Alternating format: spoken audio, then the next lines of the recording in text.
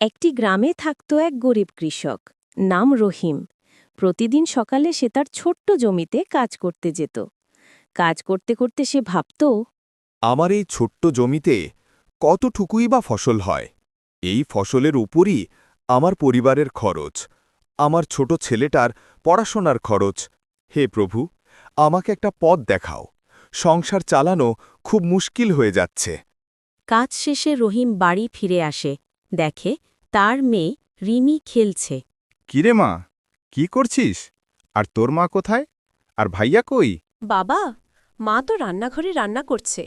ও আচ্ছা, তুই খেলা কর, আমি তোর মাকে দেখি কি রান্না করল।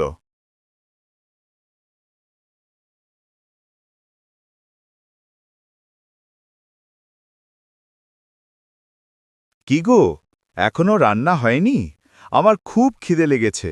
এই রোদে কাজ করে শরীরও ক্লান্ত হয়ে গেছে। কি গো, আমরা আর কতদিন এভাবে চলব? ওইটুকু ক্ষেতের ফসল দিয়ে তো কিছুই হয় না। আমাদের ছেলেমেয়ের ভবিষ্যৎ কেমন হবে? তুমি এসব ভেবো না। আমাদের ছেলেমেয়ে একদিন আমাদের দেখবে, তারা একদিন বড় কিছু হয়ে আমাদের পাশে দাঁড়াবে। তাই যেন হয় রিমির মা। তুমি দেখবে, একদিন আসবে আমাদেরও সুখের দিন। সময়ের সাথে রহিম কঠোর পরিশ্রম করে, টাকা জমিয়ে আরও জমি কেনে। তার ছেলে বড় হয়ে একদিন স্কুলের শিক্ষক হয়, সংসার সুখে ভরে ওঠে।